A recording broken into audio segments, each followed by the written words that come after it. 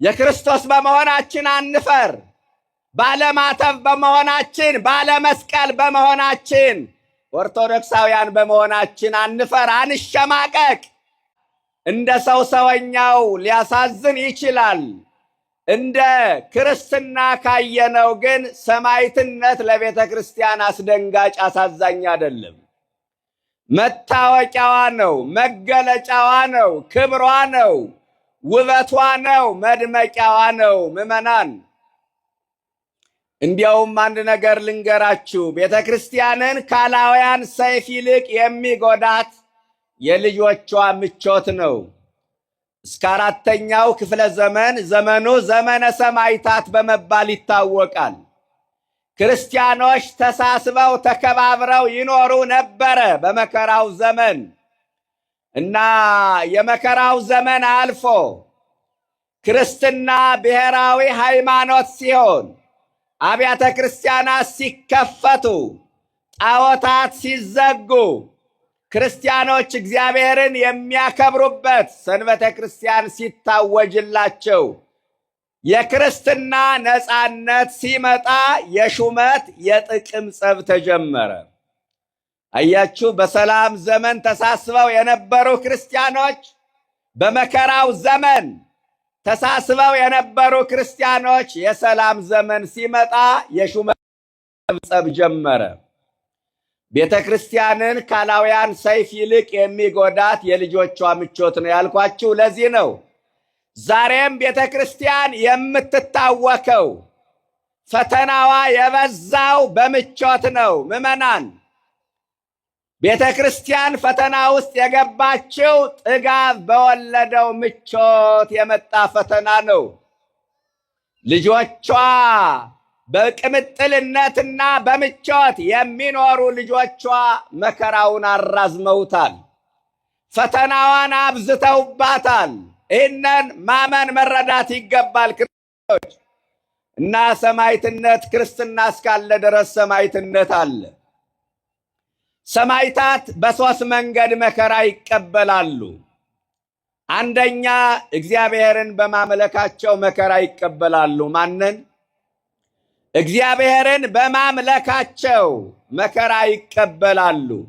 የመጀመሪያው ሰማዕት አቤል ነው። የሰማዕታተ ብሉይ መነሻቸው። የሰማዕታተ ሐዲስ ደግሞ መጨረሻቸው ካህኑ ዘካርያስ ነው። አቤል እግዚአብሔርን በማምለኩ ንጹሕ መሥዋዕት በማቅረቡ በወንድሙ በቃየል እጅ በድንጋይ ተቀጥቅጦ ሙቷል።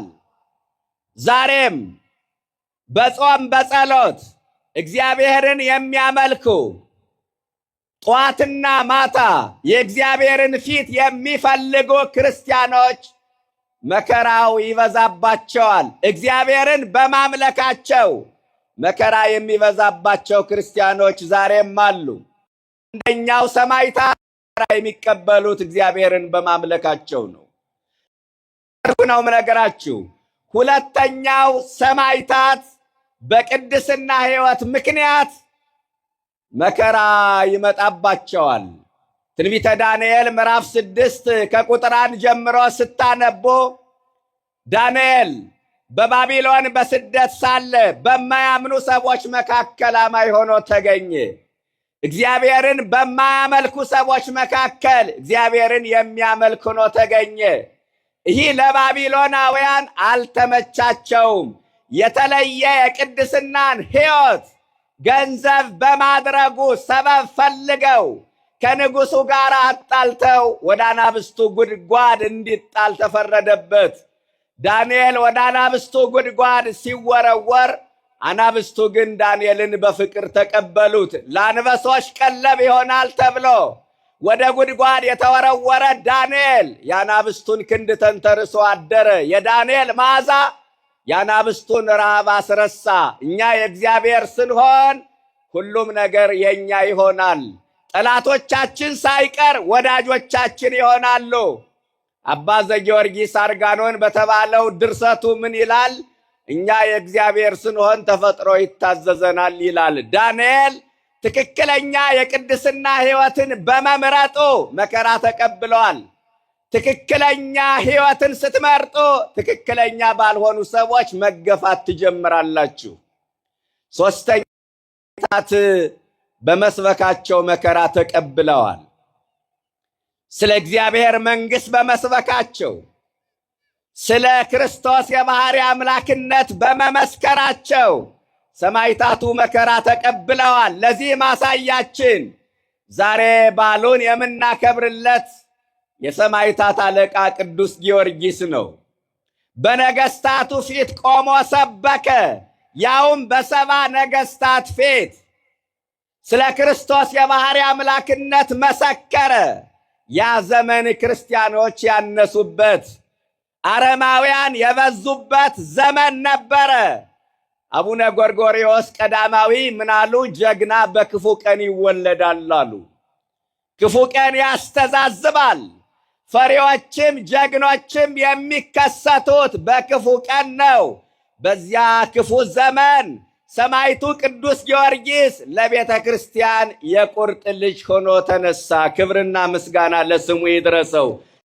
ክርስቲያኒቱ የቁርጥ ቀን ልጅ ሆኖ ተነሳ።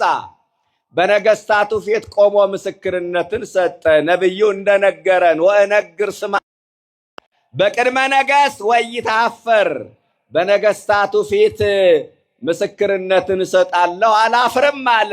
እንዴት ይታፈርበታል? በእውነት እግዚአብሔር ኪያከ ተወከሉ ወይታፍሩ አይደል የሚለው መዝሙር 21 ቁጥር 5 ላይ አንተን አምነው አላፈሩም። እባካችሁ በስሙ አትፈሩ፣ በክርስትናችሁ አትፈሩ፣ በማተባችሁ አትፈሩ፣ መስቀላችሁ አትፈሩ። ማተብ ማሰር፣ መስቀል ማጥለቅ የሚያሳፍራቸው ክርስቲያኖች እንዳሉ ታውቃላችሁ።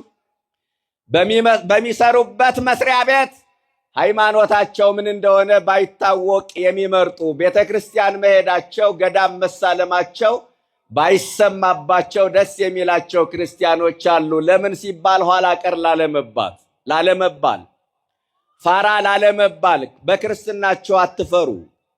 በሃይማኖት ከማይመስሏቸው ሰዎች ጋር በቤተ ክርስቲያን ሲያልፉ ተሳልመው ለማለፍ የሚከብዳቸው ክርስቲያኖች አሉ።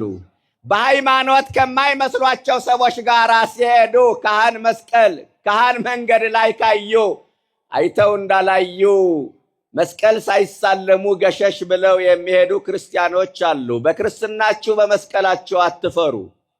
በሃይማኖት ከማይመስሏቸው ሰዎች ጋር ምግብ ቤት ተገናኝተው ስመ እግዚአብሔር ጠርተው በስማም ብለው አቡነ ዘበሰማያት ደግመው አማትበው ለመብላት የሚቸገሩ ክርስቲያኖች አሉ። ለምን ሲባል የሌሎችን ስሜት ለመጠበቅ እና በክርስትናችሁ አትፈሩ። ግድ የላችሁም። በማተባችሁ አትፈሩ። ማተባችሁን አትፍቶ፣ መስቀሉን አታውልቁ። ከሰማዕታቱ የምንማረው ይህ ነው። መስቀሉን ስታወልቁ ራሳችሁን ለሰይጣን እንዳስማረካችሁ እወቁ። መሳሪያውን የጣለ ይማረካል። መሳሪያውን የጣለ በጠላት ቁጥጥር ስር ይወድቃል። ዲያብሎስ ሊማርከን ይመጣል። መስቀሉን ከአንገታችን ተንጠልጥሎ ሲያየው ይህስ በጌታ ፍቅር ተይዟል ብሎ ካጠገባችን እንደ ጉንበኖ ይጠፋል። በአንገታችን ያለችው ትንሿ መስቀል ዲያብሎስን የማባረር አቅም አላት። ጀግኖቹ ለማተባቸው ሲሉ እንደ ቅዱስ ጊዮርጊስ ተሰውተዋል። ሰማዕትነትን ተቀብለዋል። እኛ በቅንጦት ጊዜ ማተብ የምንፈታ መስቀል የምናወልቅ ከሆነ የሰማዕታቱ አጽም ይፋረደናል። በክርስትናቸው አትፈሩ። ሰማዕቱ ቅዱስ ጊዮርጊስ ወእነግር ስማከ፣ በነገሥታቱ ፊት ምስክርነትን እሰጣለሁ አላፍርም አለ። የነቢዩ የዳዊትን ቃል ደገመው። በሰባው ነገሥታት ፊት ቆሞ አላፈረም። የምታፍሩበትንና የማታፍሩበትን ነገር ለይታችሁ እወቁ። በዚህ ዘመን በሚያሳፍረው ነገር ላይ ትውልዱ አያፍርም። በማያሳፍረው ነገር ላይ ደግሞ ያፍራል። ተገላልጠው ሲሄዱ የአራዊትን ስል ሲያስነቅሱ የማያፍሩ ሰዎች አሉ አደለ? ነውር በአደባባይ ሲናገሩ፣ ነውርን በአደባባይ ሲፈጽሙ የማያፍሩ ክርስቲያኖች አሉ። ኦርቶዶክሳዊ ነኝ ለማለት ግን ያፍራሉ። ማተቡን ለማሰር መስቀሉን ለማጥለቅ ግን ያፍራሉ። የምናፍርበትንና የማናፍርበትን ነገር ለይተን እንወቅ ክርስቲያኖች። ነውር ያደረጉ ሰዎች አሉ አደል? በዚህ ዘመን ከባህል ከወግ ከእሴት ያፈነገጡ ከሞራል ልዕልና የወረዱ ሰውነት ባህሪ የወጡ ሰዎችን የምናይበት ዘመን ነው። ሀፍረት ጸጋ ነው። ምዕመናን፣ የሚገባ ሀፍረት አለ፣ የማይገባ ሀፍረት አለ። ኢትፈር በእንተ ሙቁ ለክርስቶስ፣ የክርስቶስ እስረኛ በመሆንህ አትፈር አለው ጳውሎስ ጢሞቴዎስን።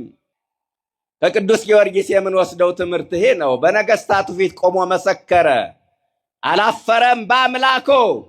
በዚህ ክፍለ ጊዜ ዘርዝሬ የማልጨርሰውን የመከራ አይነት ተቀበለ፣ የስቃይ አይነት ተቀበለ።